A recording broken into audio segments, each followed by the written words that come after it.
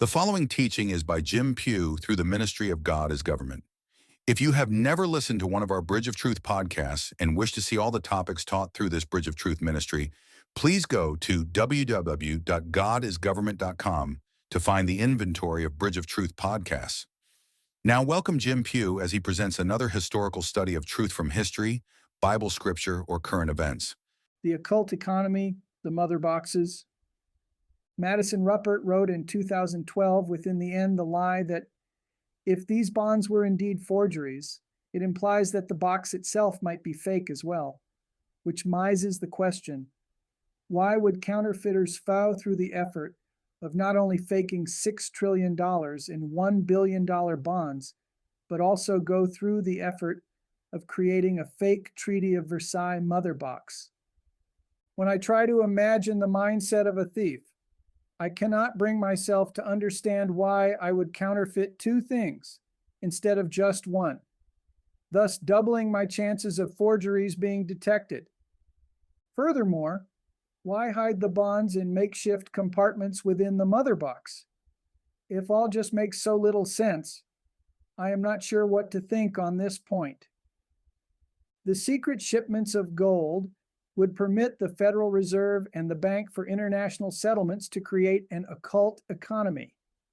In exchange for the precious metal received for safekeeping, bonds and notes astronomical value were issued by the Federal Reserve and dispatched to the BIS, which deployed them in central and commercial banks throughout the world to bolster flailing economies. The worth of the bonds and notes was based on the value of gold that had been blacklisted, that is, removed from the market and stored away in vaults from circulation and scrutiny. This undertaking was conducted with the utmost secretive. If the public discovered how much precious metal existed in storage, economic shock would reverberate throughout the world, and gold would lose much of its value overnight. On the eve of the outbreak of the Sino-Japanese War, wealthy Chinese families, including members of the Dragon Dynasty, delivered their gold reserves to Chiang Kai-shek, the leader of the nationalist China, for safekeeping in the Federal Reserve. Regular shipments of gold were loaded on U.S. naval ships and transported to the Federal Reserve. When the war broke out, 7 tankers fully loaded with gold bars purportedly made their way to New York from China. In exchange for these massive deposits, they received guarantees from the Fed in the form of billion-dollar bonds. The bonds arrived in sealed bronze and copper containers the size of steamer trunks and became known as mother boxes.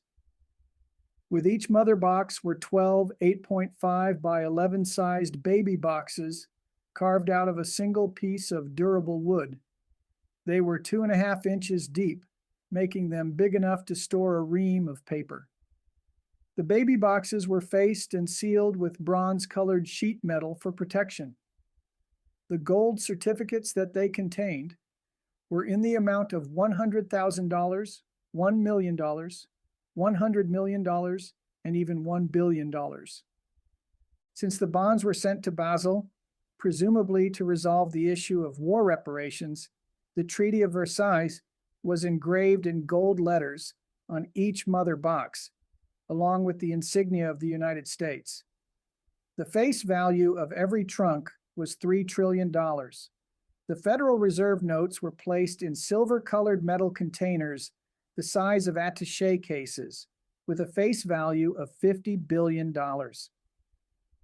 If the gold certificates were cashed, the payout could have crashed the U.S. economy, which had nowhere near enough money to honor them. The plan was to keep the bonds and notes on deposit, along with the gold that was issued against them. Their total value was not derived from a vacuum. It was based on the total amount that had been squirreled away by countries and central banks in the BIS system. This extraordinary deployment of gold certificates from the Federal Reserve served to establish the dollar as the currency for international exchange and to fortify the United States as the economic bedrock of a world ravaged by war and depression. Careful measures were undertaken to protect the certificates. The bonds, boxes, and chests contained deliberate, glaring errors in spelling and grammar so that they would be dismissed as fake almost any public official or banking authority who examined them. The truth about the boxes began to come out of the shadows at the dawn of the 21st century. In January 2000, Chris Estrella, a Filipino social worker, led a troop of 5 porters out of a Mindanao jungle with a weather-beaten iron and leather box crammed with 25 billion US dollars of US government bearer bonds. The elders of the Umayamnon tribe had informed him that an American plane crashed in the river near their village in the 1930s. The river dried up in the 1990s, and the natives went into the plan and found 12 boxes that contained $300 billion in bonds. Each box was emblazoned with the Great Seal of the United States and the words Federal Reserve Bond. They rested on top of a stack of certificates purporting to have been issued by the Federal Reserve Bank of Atlanta in 1934 and to be redeemable in gold bullion. The notes bore the signature of then Treasury Secretary Henry Morgenthau. The story received overage from the mainstream press, including Bloomberg News. On June 16, 2009, Mitsuyoshi Watanabe and Akihiko Yamaguchi, 2 Japanese couriers for the Chinese Dragon family, were arrested in Italy with a stack of 1,934 U.S. Treasury bearer bonds with a face value of $134 billion. They had recently arrived in Pontechiasso, a small town near the Swiss border, from the same area of the Philippines, where Chris Estrella had found the iron and leather box. Watanabe and Yamaguchi were about to board a train headed for the Bank of International Settlements in Basel. The bonds were located in the false bottom of one of their suitcases. The Guardia di Finanza, Italy's financial police, called upon Robert Gombar, head of U.S. Secret Service in Italy, to authenticate the certificates, which bore the signature of Henry Morgenthau Jr. and a metal plate stating Dallas Federal Reserve Bank. Gombar deemed them to be fraudulent and said, "There's no such thing as a $500 million treasury bond. It's like counterfeiting a $3 bill, something that doesn't exist." Since the Italian authorities lacked evidence that the couriers were intent on selling the bonds, the case was closed and the suspects were released, but new later surfaced about their employer. The Dragon family had decided to cash in their bonds. The authorities purportedly refused to release the bonds to the couriers. Instead, they turned them over to Italian Prime Minister Silvio Berlusconi, who redeemed them for cash. Half of the cash, according to this account, was turned over to the Federal Reserve in New York, and the redeemed bonds were placed in storage in a program operated by the United Nations. At this point, curious tale becomes even more twisted. Yamaguchi, one of the couriers, now contacted Irish-American businessman Neil Keenan on behalf of the Dragons and commissioned him to liquidate another box of 934 Federal Reserve bonds with a face value of $124.5 billion for cash. The task purportedly brought Keenan in contact with Daniele Dal Bosco, a Vatican banker, who said that he could provide adequate financial redemption. The deal seemed good to Keenan since Dal Bosco and the Vatican Bank appeared to possess the means to effect a settlement. But after Keenan turned over the securities to Dal Bosco, the Vatican banker engaged in an attempt to sell them in the global marketplace through stealth, conversion, and bribery. At his wit's end, Keenan, on November 23, 2011, filed a lawsuit with the U.S. District Court in the Southern District of New York. The lawsuit targets the Federal Reserve for refusing to honor its financial commitment and names as defendants Daniele Dal Bosco, the Officer of International Treasury Control, the United Nations, the Italian Republic, the Guardia di Finanza, Silvio Berlusconi, and the World Economic Forum. At the same time, the Japanese couriers were taken into custody. A story crossed the news wires from Barcelona that $1.64 trillion of Federal Reserve notes and bonds, dated 1934, had been seized by Spanish officials. The securities, which were owned by two unidentified businessmen, were lodged within a bronze strongbox, which had been engraved with the name of the Dallas Federal Reserve Bank. They had been shipped to Barcelona from the Philippines. The U.S. gold certificates came in bundles bearing J.P. Morgan Chase metal bonds.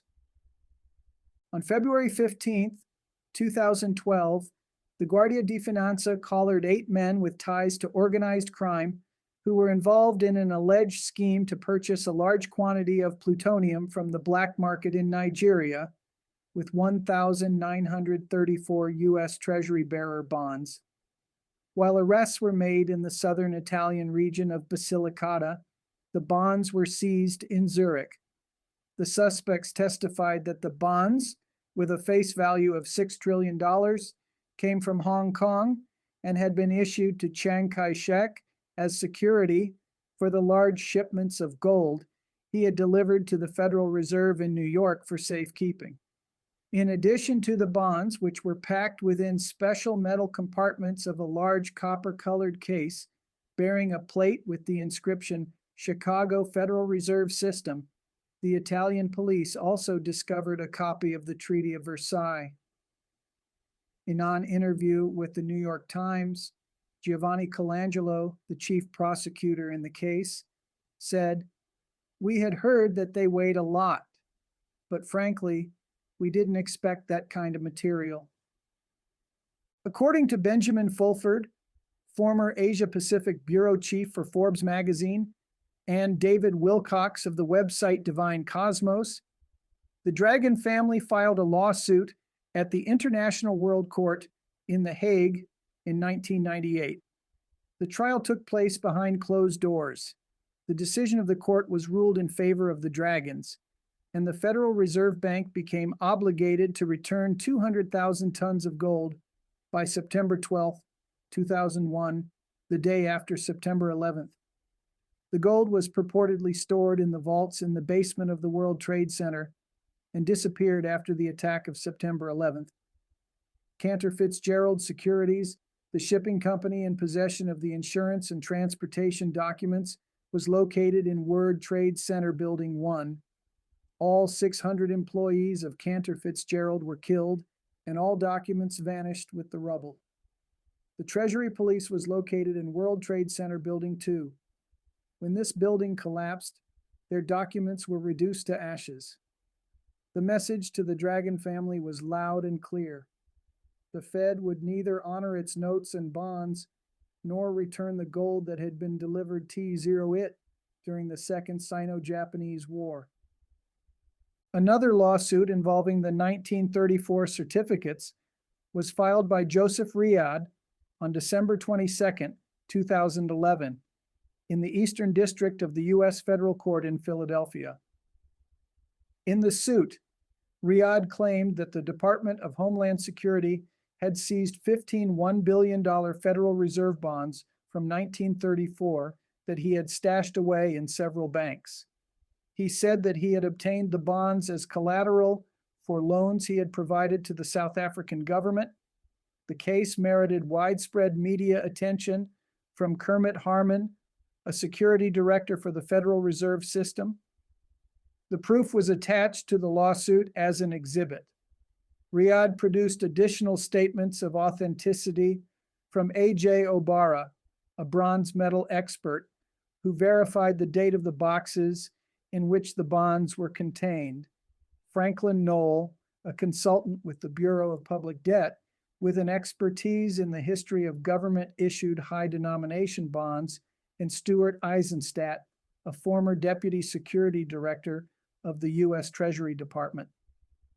Riyad said that he met with agents from the Department of Homeland Security who claimed to possess the authority to redeem the 15 bonds.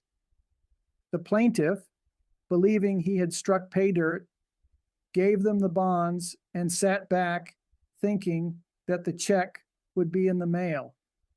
A week later, he was contacted by the officials who said that the bonds were fake and that they were duty-bound to destroy them. After making several attempts to secure the return of the securities, Riyadh filed the suit demanding payment of $15 billion. The case was dismissed with prejudice by U.S. District Judge Mary A. McLaughlin, not on its merit, but rather because it was time-barred under the Federal Tort Claims Act. Riyadh hadn't filed the suit within 6 months of the date he had received notice that the bonds were being destroyed. With the creation of an occult economy, a cabal of international bankers and businessmen gained control of the world's wealth, not in the form of paper, but of gold. Vast gold reserves almost beyond imagination. With such wealth, they could cause vast armies to form, governments to topple, and economies to crash. They could control elections, manipulate the media, and manufacture the news. They could form public opinion, create consensus, and reshape beliefs. In 1938, as the world stood in the brink of war, few Americans had heard of a new world order, and fewer still had realized it already had come into existence. You have been listening to Bridge of Truth, brought to you by biblical teacher and author Jim Pugh with God is Government. For free access to all of Jim Pugh's Bridge of Truth podcast, please go to www.godisgovernment.com. Distribution of the Bridge of Truth and all other teachings are available for worldwide distribution. Thank you for joining us in this broadcast of Bridge of Truth.